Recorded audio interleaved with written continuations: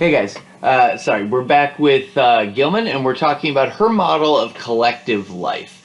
And I'm sorry that there's a glare off of, it looks like off of my screen, and if I put my hand like this, you can read gender. It says gender. So what she's talking about here is, remember, her interest is in explaining so that we can alleviate human suffering. And what she says is that it's caused in a primary way by gender. But what we have to do is throw a set of relationships around it. So this is kind of how she grounds it. She doesn't talk tons about society. She talks about social relations. In the last video we saw she talks about sociality.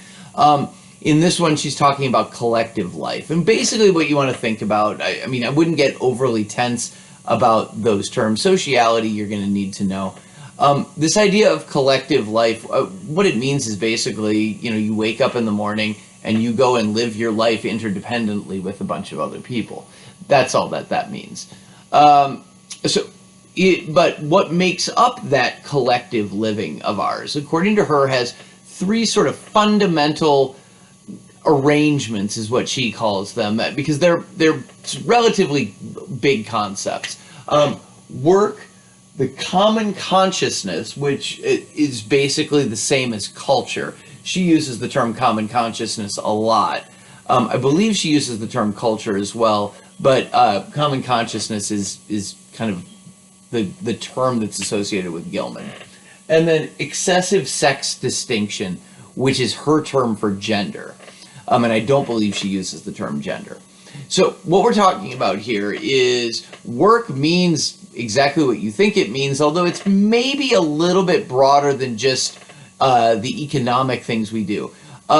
She talks about it as being the things that we do to sustain life. So you can think about your job as doing that because it's going to bring in money, but she would also link in things like, cooking at home, looking after children, those sort of, she wouldn't separate work from the stuff that happens at home. That's all the stuff that we do in order to sustain life.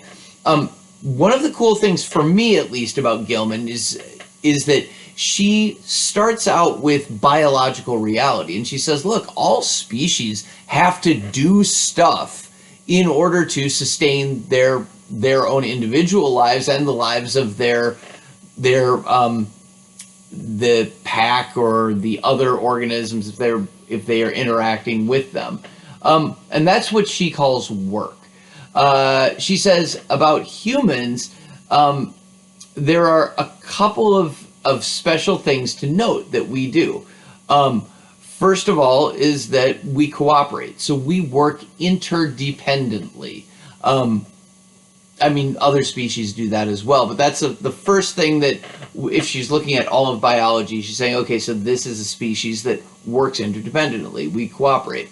She also says, and here's where we start to separate ourselves from other animals, is that in work, and this is crucial because this will come back to where we were in sociality, we express ourselves.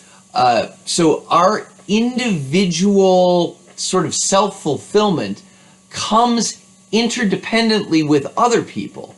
That is the way our species works, and in a sense, that's what makes humans different than other animals.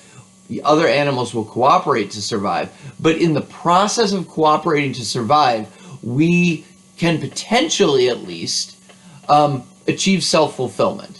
And again, this is what she says is fundamental. This is a natural thing for us to do unless we screw it up.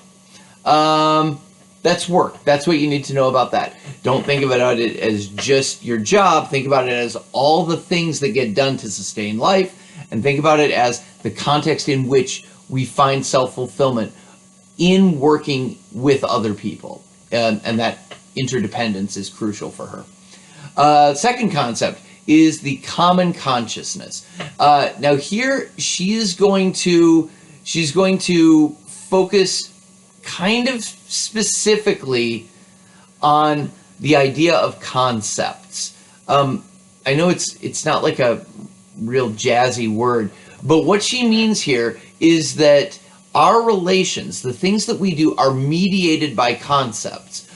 In my intro class, I talk about how everything in your life has like a Post-it note attached to it, a sort of invisible one, that tells you what that thing means. So I talk about the fact that the door has a meaning to it. It's the thing that gets you in and out of rooms. And my whiteness has a meaning to it, and my maleness has a meaning to it, and everything has meaning to it. And this is what she means by concepts.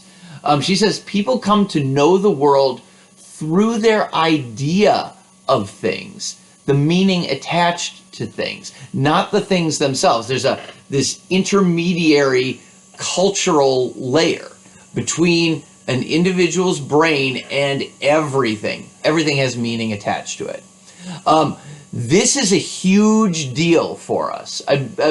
It's impossible to overstate how important this is for Gilman, because she says that concepts are a cause of pain because people can, and I'm quoting her here, think wrongly. In other words, we could attach the wrong meaning to things. And if you're thinking this is a woman who is a feminist in the early 20th century, it's easy for us to see where she's, at least one of the directions she's going with this, which is if you label a woman as only appropriate in the home, she would say that's a classic case of a wrongly applied concept. It's people thinking wrongly by attaching the wrong meaning to, in this case, women.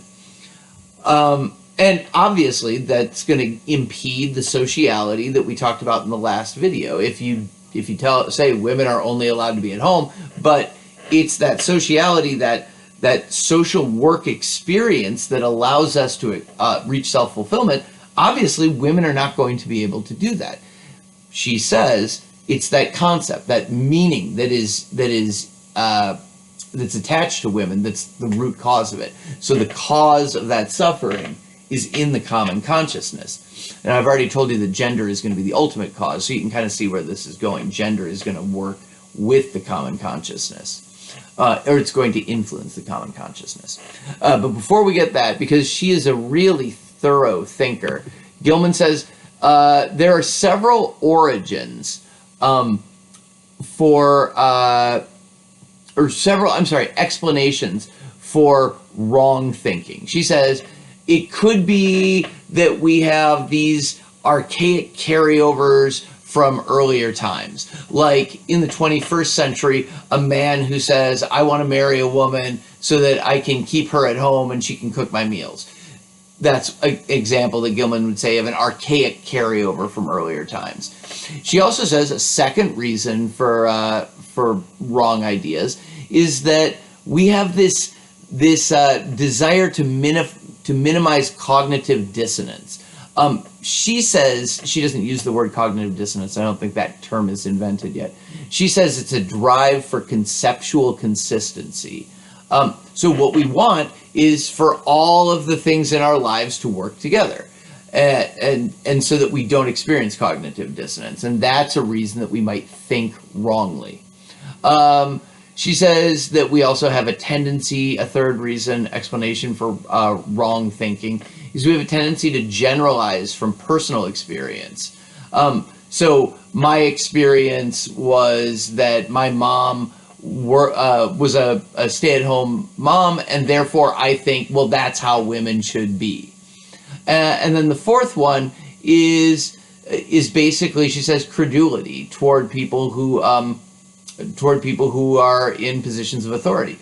Somebody tells us this is how it should be, and then we follow along. And you know, if you're a revolutionary like Charlotte Perkins Gilman, you're not for that. It's a fallacious reasoning. The appeal to authority is what she's getting at. She says, and there's going to be a fifth one, but I need to pause after 4. She says this wrong thinking affects the working world, and of course it does. I already gave you an example of that, of a woman being pressured to not work in the world because women are supposed to be at home. She says wrong ideas can distort work where we are supposed to express ourselves. Okay, that is 2/3 of what we've got here of our collective life. This third one, excessive sex distinction, is also the 5th explanation for wrong thinking. And this is, for her, the big one. She says she calls it excessive sex distinction. And I'll explain why she calls it that way. We, though, want to think of it as, sorry, I'm blocking it so the G is visible, gender. That's what she's talking about. She calls it excessive sex distinction because she's rooting it in biological nature. She says, okay, so look, all animal species have some degree, they have sex to procreate, to keep the species going. And in order to do that, in order to facilitate sexual attraction, we have secondary sex characteristics, which I don't want to go into all of that, but you know what that is. And then what she says is excessive, because of our conceptual capacities, because of our ability to attach meaning to things, we magnify those secondary sex characteristics and create this excessive sex distinction. We create gender by attaching meaning to the way a woman looks and how it's different than the way a man looks. And I'm going to pause right there. We're running a little bit long, but we'll be under 15. I love how systematic her thinking is. So she builds up from biology, but she also is, while she's building up, she's also reintegrating this important idea of the common consciousness and its component parts, which are concepts. She says, this is what's happening biologically, but because we are a creature that attaches meaning to things, you can see where gender would kind of naturally occur. Of course we would have it.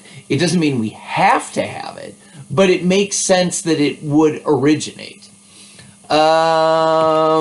Let's see. And the last thing that I want to say about gender is, and this is an important idea of hers, the excessive sex distinction, so gender, focuses our culture on differences between men and women rather than the common qualities of human beings.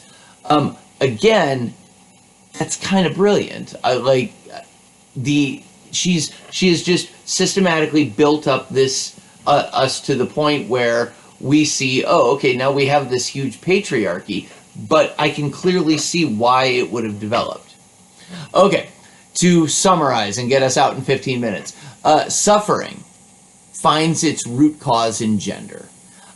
Gender, and she says gender is, it's there kind of before culture. Gender exists based on this excessive sex distinction. It leads to wrong thinking by us creating concepts based on gender, and then that distorts our social relations, which means women don't have the opportunities in the workplace, and then then suffering follows and a lack of ability to express oneself. That is it for this lecture on her collective life, I think. Let me just dial us down. Next video, we're going to focus more specifically on the relation between gender and work. So we're just going to look at those two things, and she's going to call it the sexuo-economic relation, which I'll define for you then. That's it for this video. I will see you in that next one.